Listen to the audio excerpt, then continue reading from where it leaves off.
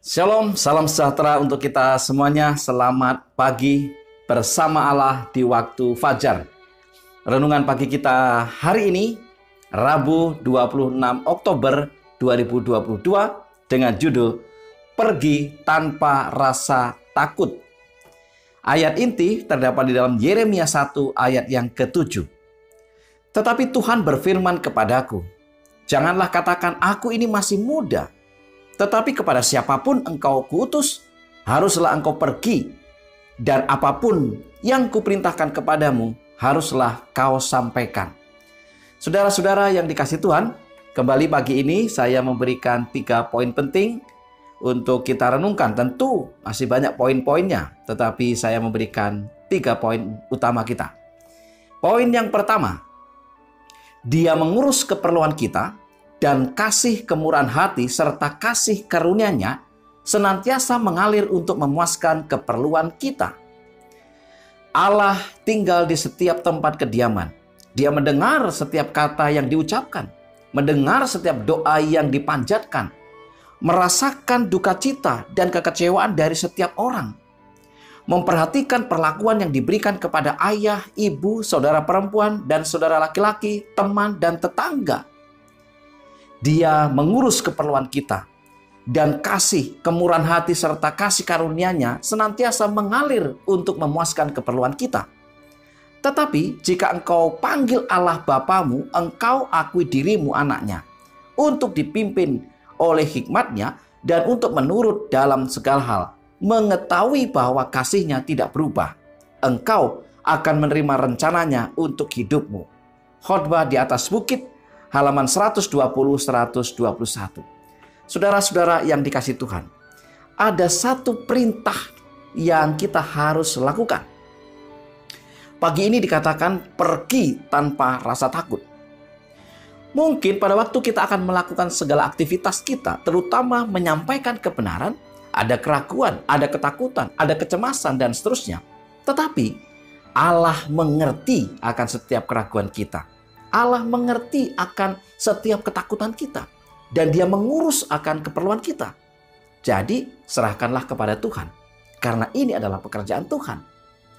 Tuhan akan menolong kita. Tuhan akan memberikan kekuatan kepada kita. Poin yang kedua. Betapa sering orang-orang yang percaya pada firman Allah, walaupun diri mereka sendiri tidak berdaya, telah menahan kuasa seluruh dunia. Mari kita baca kutipannya secara lengkap. Betapa sering orang-orang yang percaya pada firman Allah, walaupun diri mereka sendiri tidak berdaya, telah menahan kuasa seluruh dunia. Henokh yang suci hatinya, kudus kehidupannya, berpegang teguh pada imannya, dalam kemenangan kebenaran, melawan kejahatan dan generasi pengolok-olok. Ada juga Nuh dan seisi rumahnya, menentang orang-orang pada zamannya. Orang-orang yang kekuatan tubuh dan mental mereka sangat besar, yang akhlaknya sangat merosot. Ada juga Daud, seorang pemuda gembala, memegang janji Allah untuk naik tahta kerajaan, melawan Saul, sang raja yang berkuasa, yang bertekad mempertahankan kuasanya. Ada juga Sadrah dan teman-temannya di dalam api, dan Nebukadnezar di atas tahta kerajaan. Ada Daniel di antara singa-singa, musuh-musuhnya di tempat tinggi dari kerajaan. Ada Yesus di atas salib, dan para imam dan pemimpin Yahudi yang bahkan memaksa gubernur Roma untuk melakukan kehendak mereka. Ada juga Paulus yang dirantai, dituntun kepada kematian seperti seorang penjahat. Ini adalah kebanggaan dunia yang sebenarnya. Saudara-saudara, tokoh-tokoh ini, ia menghadapi satu kehidupan yang sulit. Ia mengalami penderitaan, tetapi dengan kebergantungan hidupnya kepada Bapa yang di sorga, ia mempunyai kekuatan. Ia memperoleh kemenangan. Dan itulah yang harusnya kita lakukan. Mungkin kita tidak berdaya, tetapi jika kita mau bergantung kepada Tuhan, Tuhan akan menolong kita. Kita akan diberikan kekuatan untuk menang. Di poin yang ketiga, Tuhan memanggil orang-orang muda sekarang ini untuk pergi tanpa rasa takut, berdiri teguh mempertahankan iman dalam memberitakan kebenaran firman Tuhan. Seri Membina Keluarga Jilid 3, halaman 240 dan 241 mengatakan, inilah jalur kerajaannya. Dalam jalur inilah orang-orang muda sekarang dipanggil untuk mengambil tempat mereka. Siapa orang-orang muda ini? Mereka lah contoh-contoh yang sudah kita sebutkan di atas. Ada orang-orang muda, Sadra, Mesa, dan Abednego. Ada Daniel, ada Daud, ada Paulus, dan sebagainya. Dan banyak orang-orang muda yang tetap mempertahankan imannya demi kebenaran.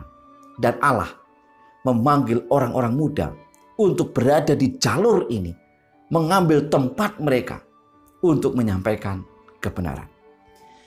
3 poin utama kita hari ini adalah, yang pertama, Dia mengurus keperluan kita. Kemurahan hati serta kasih karunia-Nya senantiasa mengalir untuk memuaskan keperluan kita. Jadi, mengapa kita mesti takut?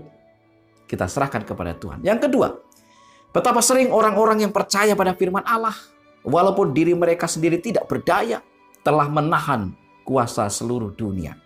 Tuhan akan menolong kita.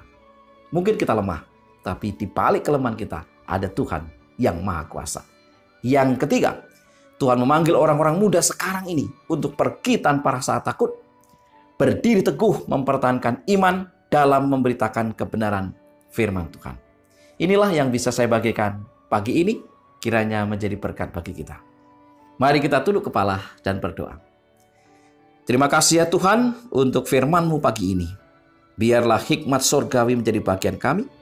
Roh Kudus Tuhan mengurapi kami, sehingga kami mengerti dan memahami. Kami siap melakukan perintah Tuhan untuk membawa kebenaran ini kepada orang-orang yang ada di sekitar kami. Berkati sepanjang hari ini di dalam segala aktivitas kami. Terima kasih, dalam nama Yesus kami berdoa. Amin. Saudara-saudara yang dikasihi Tuhan, selamat beraktivitas bersama Allah di waktu fajar. Tuhan memberkati kita.